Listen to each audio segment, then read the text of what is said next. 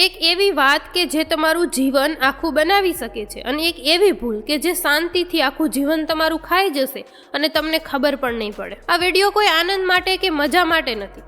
આ એક ચેતવણી છે, કારણ કે તમે પણ જો આ ભૂલની અંદર ફસાયેલા છો તો તમે જીવતા તો હશો પણ જીવી નહીં રહ્યા હોય. હું આજે તમને કોઈ મોટિવેશન નહીં આપું, હું આજે તમને એક હકીકત કહું છું જે સાંભળ્યા પછી થોડું દુઃખ તો થશે પણ તમારી આંખો ખુલી જશે. મારા ગામમાં એક માણસ હતો, નામ માની લઈએ રમેશ. રમેશ બહુ સારો માણસ હતો, ક્યારેય ખોટું ન બોલે, મહેનતુ, પરિવાર પ્રેમી અને પૈસા માટે મહેનત પણ કરતો. પણ રમેશ પાસે એક સમસ્યા હતી. એ હંમેશા કહેતો, હમણાં નહીં, પછી કરીશ. રમેશે 25 વર્ષે કહ્યું, હમણાં નોકરી કરી લઉં, બિઝનેસને પછી જોઈ લઈશ. 30 વર્ષે કહ્યું, બાળકો નાના છે, અત્યારે જોખમ ન લઈ શકું. 40 વર્ષે કહ્યું, હમણાં ઉંમર વધી ગઈ છે, હવે શું કરવું. અને એક દિવસ રમેશ 55 વર્ષનો થયો.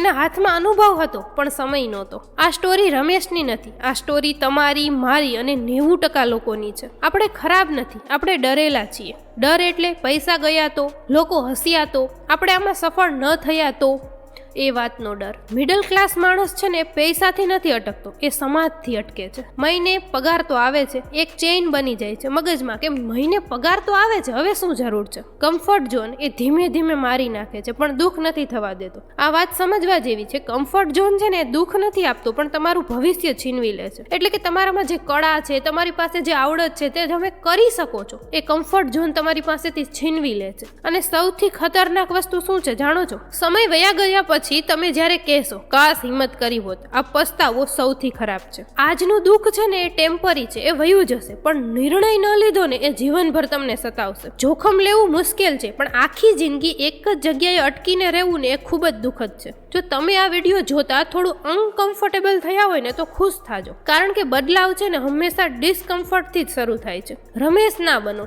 સમય ઉપર નિર્ણય લેતા શીખો. જો આ વાત દિલને લાગી આવી હોય તો વિડીયોને લાઈક કરી દેજો અને ધંબા ટોકને સબસ્ક્રાઇબ કરી લેજો. અહીં વાત છે જીવનની, ખોટી મોટિવેશનની નહીં. અને કમેન્ટમાં કહેજો તમારો અભિપ્રાય.